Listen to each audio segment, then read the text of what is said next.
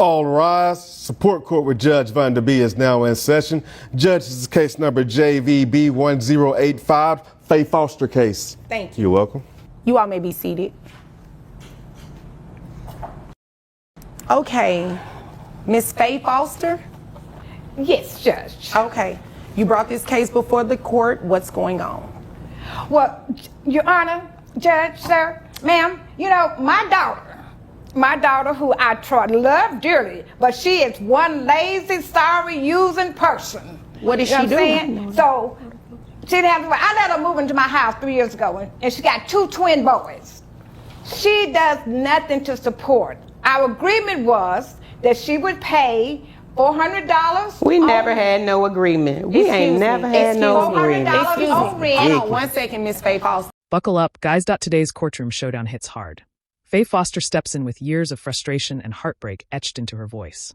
She accuses her daughter of freeloading under her roof for 3 years with twin boys, offering nothing in return. The daughter fires back instantly, but the judge cuts her off. Order must be maintained. This isn't a petty argument. It's a deep family fracture coming to light right away. The stakes are clear. It's about money, responsibility, and who's really raising these kids. The calm before the storm doesn't last long. This drama is just heating up. Every word from Faye hits like a reopened wound, and you can feel the years of resentment pouring out. This isn't just family drama. It's survival, and the judge knows it's about to boil over. Excuse me. We will not have any outbursts like that. We just gonna sit here and let her say whatever she wants to say? I'm just going to sit here and let her say what she wants to while I'm speaking to her. And when it's your turn, I will allow you the opportunity to do the same thing. Okay. There will be no more outbursts. Yes, we're clear? Yes, ma'am. Okay, thank you. Go ahead. Okay, so we agreed that she would pay $400 a month, plus she would pay $275 a month, so I'll put her kids in insurance. Okay. And since she's been there, she's maybe giving me a total in 3 months of $200. It's always some excuse why she couldn't pay. And I told her, I'm on a fixed income, you know, and I'm doing all this for you and the kids. I'm buying the food, paying the electricity, you know. I'm the one to get up and take them to school in the morning while she sleeps, you know, and she has a job. Plus she does braiding people's hair on the weekend. Where does she work? What does she do? She works at a telecommunication company. Okay. And I think she said she's a customer service somebody thing, but she braids hair on the side. Ma'am. You say she braids hair on the side? Yes, she does. In my back room. All right. And her clients come in, she give her clients snacks and stuff I don't bought for the kids, and just like she don't bought something. So I told her, you gonna have to start doing better. All right. And she told me. Wait a minute, Miss Faye Foster, let me stop you really quickly. Okay. You said she braids hair in the home. Do you know how much money she makes roughly on average a month? Well, I know she charges about $300 to $400 depending on the length of your hair. Mm-hmm. And she normally on the weekend do at least 3 to 4 heads. Okay. So I would say on the average, if we just do the lower end of it, she probably makes about $1,200 on a Saturday. And sometimes she does it on Sunday, but most of the time it's on Saturday, all day Saturday. So about $1,200 every week. Right. Uh-huh. Okay. Keep going. Continue. Yes, ma'am. Continue. Okay. So I told her, I said, well, you can give me some of that, you know, to help out. And on you living here and me taking care of the kids, and I'm using the gas to go take them to their soccer practice and to their football practice. And she tells me, you their grandmother, you supposed to do that. Oh. And I told her, I ain't supposed to do a darn thing. I ain't had no twins. Okay. You know, but I love my grandkids, so I hate for them to be without just because their mama is trifling. Okay. All right. So we're going to not name call either, okay? I understand I understand your emotions are high. It's not a problem. I understand. I'm sorry, Your Honor. I understand exactly how you feel. I know what you're saying. It's plenty of grandmothers coming in this court feel exactly the same way that you do. I just ask that, you know, you just be respectful to one another. Yes, ma'am. I'm sorry about that, Your Honor. That's okay. Now, how old are the twins? Now the financial facts hit the table, and they hit hard. Faye reveals she's been footing all the bills, rent, food, electricity, even insurance, all while her daughter dodges every payment. But here's the kicker. Her daughter makes $1,200 every weekend braiding hair, right out of Faye's house, using Snack Spot for the grandkids to serve clients. The judge listens closely, and you can feel the tension tightening. Faye's on a fixed income, yet she's doing everything while her daughter sleeps in, works when she wants, and still claims hardship. The resentment is real, and so is the judge's growing concern. Things are about to explode. The numbers don't lie, and neither does Faye's exhaustion. The courtroom has gone silent because now it's clear. This isn't support, it's straight-up exploitation. The twins are 10. All right. And you said they're boys? They're boys, 2 boys. All right. Are they involved in any kind of extracurricular activities? Yes, they play football and they play soccer and basketball. All right. And does mom help out with any of that? No. She always said, well, go ahead and pay their fees and I give it back to you. But I never get it back. She lives in the home. Does she actually live there, or does she just sleep there and she lives somewhere else? No, she lives there and she sleeps somewhere else. Every night and then, you know. But that's why she's supposed to be paying me $400 for them to live there. Okay. Because she got put out of her last place. So I said, okay, you can come home, but you know, I'm on a fixed income, so if you give me $400 a month, and then she said, okay, and I think she may have paid $200 one time, and that's it.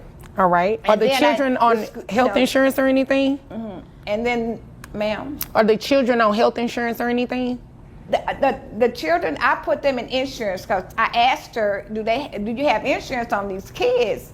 And she said, I can't afford it. So I said, well, they need insurance. They playing sports and stuff, and they get sick, and we don't have out of public. So I got insurance, and she agreed that she would pay me back each month what I had to pay for insurance. How much do you pay for the children only? The children only is $275. $275. Okay. All right. Is there anything else you want me to know before I move over to her? I know you, and I just need her to do the right thing. I just need her to do the right thing and hope you can make her do the right thing. Okay. Well, I don't know if I can make her. You know, I can only do what the law allows, right? Yes, ma'am. Well, let me ask you a question about the living arrangements. Yes. You said this was supposed to be temporary? It was supposed to be temporary until she found her a place to stay that they can afford. But it's been 3 years, and I don't think she's looking for any place to stay, Your Honor. All right. I don't think she has looked at all. And she keeps saying, well, I don't have the money to get a place that's nice enough for me and the boys and that I can afford. And then people want a high deposit and all this kind of stuff. So, you know, I'm like, okay, you know, but I need you to help out, you know, and that's fine because you can't live nowhere else for $400. Okay, yeah, that's a good point. That's a good point. All right. Is there anything else you want me to know before I move over to her? Now we see the cost beyond money. Faye explains how she's the real parent in this house. She's taking the twins to school, paying their sports fees, cooking, cleaning, and holding it all together alone. The daughter is out with friends, missing events, and barely present in her own kids' lives. The original deal was temporary, just until her daughter got back on her feet. But 3 years later, she's still there, barely contributing and not even looking for a place to stay. The judge nods. Reality is clear. This isn't help anymore, it's exploitation. And Faye has had enough. This isn't just neglect, it's abandonment in disguise. And Faye? She's not just a grandmother anymore. She's the only parent these kids really have. Yes, Your Honor. She, you know, she's always gone. She doesn't attend their a function because she said, you know, she got to go out with her girls and kick it, or she got to be with a man and kick it. And so, you know, I was like, you're not even trying to be a part of these kids' life. You just want to be fancy free and let somebody else take care of your kids. So, Okay. you know, that, you know, Okay, so it's just too much. can I move over to her, or is there anything else? Yes, ma'am, go ahead. Okay. She's Now, you have the opportunity to let me know what you want me to know, respectfully. So, I mean, what's all that about? The huffing, puffing, and... Because she's lying. She's telling half truths and sitting over there in her Christian outfit, like everything she's saying is the gospel. Yes, me and my children did move in with her 3 years ago, but what she didn't say was, it's because I had a tragic divorce with my ex-husband, who her and her church members just wanted me to marry this guy because he was so churchly and good, and he ended up being the devil. And in our divorce, he wiped us clean. Okay. And my credit was messed up. He took all the money and he left, and he did all of that, and so it left us devastated. So my mother said that it was cool for us to come and stay with her while I get things together, and so let me get back on our feet. I understand all of that, but let me ask you a question. Just to fill in the gaps, right? So is it true what she said, that you're supposed to give her $400? No, that was never an agreement. Okay, hold on. So was there any agreement for you to give her any money to financially support your children? She said to... No, that was a yes or no.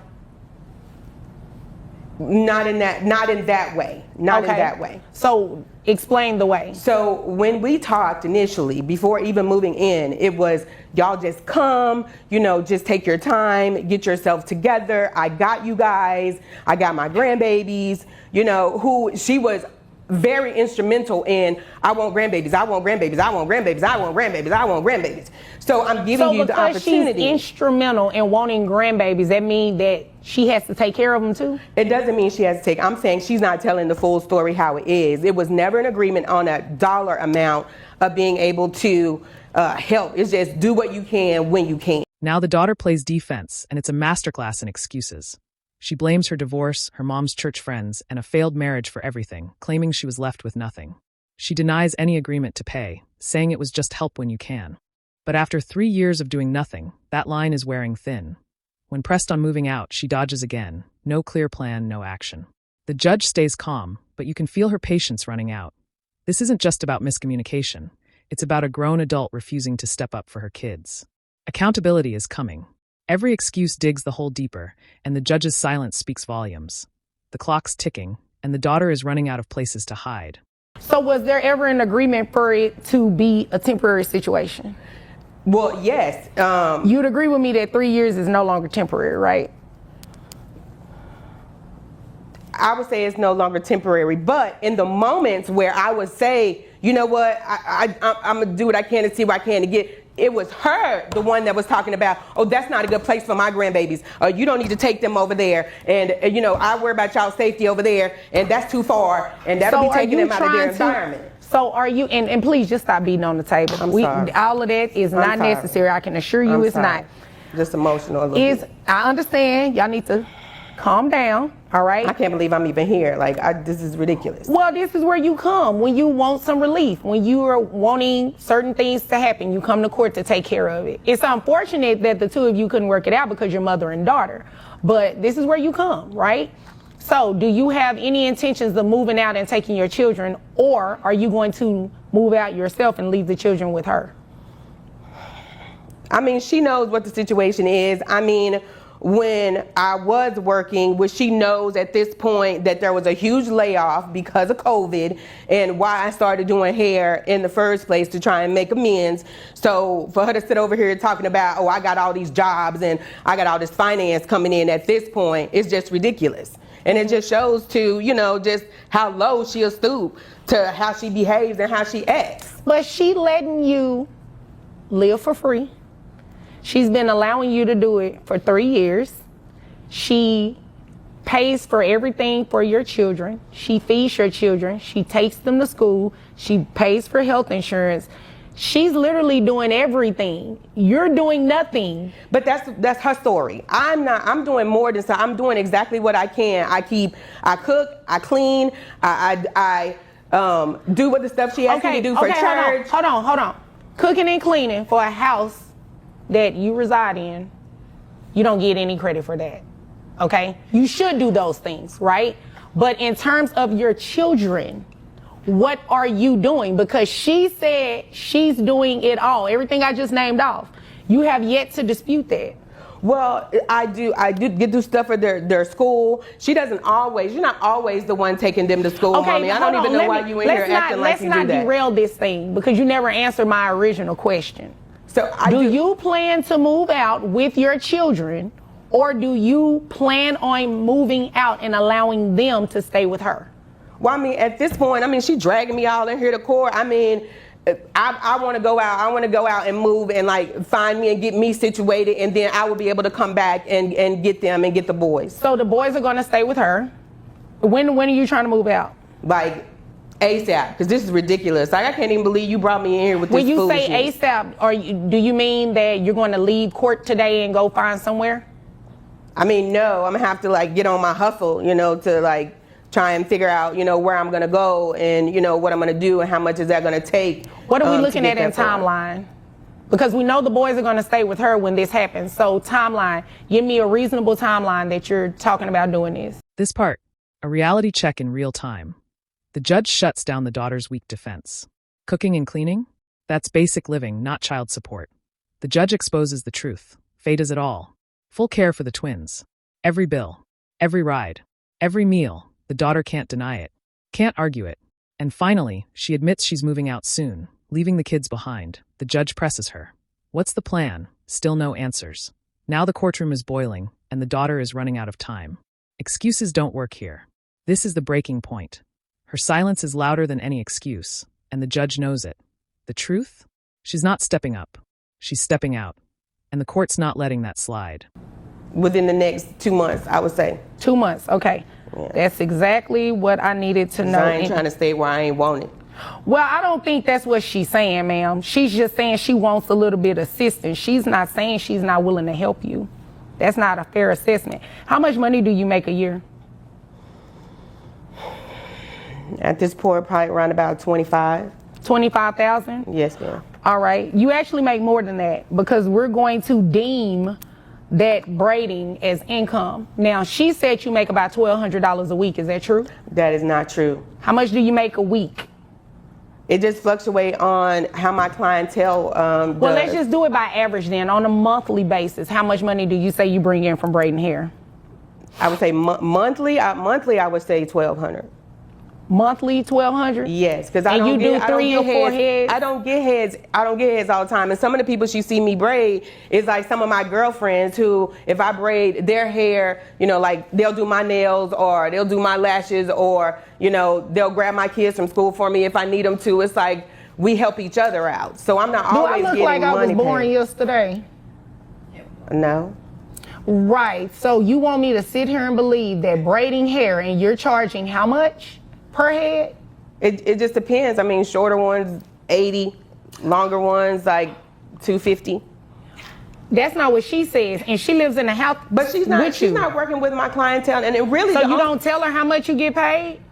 No, because she really huff and puff around the house, and really the only reason we here because my boyfriend Tank Daddy, who she was dating, broke up with her, and she was pissed about it, and so I didn't agree with the situation. So that's the only reason why we really here. Is because she mad because I didn't take her side in the situation. When grown folks gonna do what grown folks gonna do, and that ain't none of my business. But I'm the one getting the brunt from her. I'm the one that's not doing something. I'm the one that's not doing what I'm supposed to do for my kids. So now it's an issue with my kids. Now the daughter's cornered and cracking. The judge calculates her real income, $3,283 monthly, factoring in her side hustle. The daughter denies it, dodges, then suddenly blames everything on personal drama. Her mom dated her boyfriend's dad. Yes, you heard that right. This isn't just financial, it's a family soap opera gone public. The courtroom is stunned, but the judge doesn't blink. She's laser-focused on facts, not distractions. This isn't about boyfriends, it's about neglect, responsibility, and 2 kids caught in the mess. Now, the reckoning begins. The drama's messy, but the facts are clean. And the judge won't be sidetracked that it's not about who, it's about who's failing these kids. Because her and my boyfriend's dad ain't in the right spot. And just because I didn't take her side. It wasn't no side to take. It ain't none of my business. All right. And you know what? That's none of my business too, but let me tell you what is my business. I have your gross calculated at $3,283. That $1,200 that you just testified to, I'm deeming that as income in addition to what you make monthly. So that's how I got to that number, $3,283.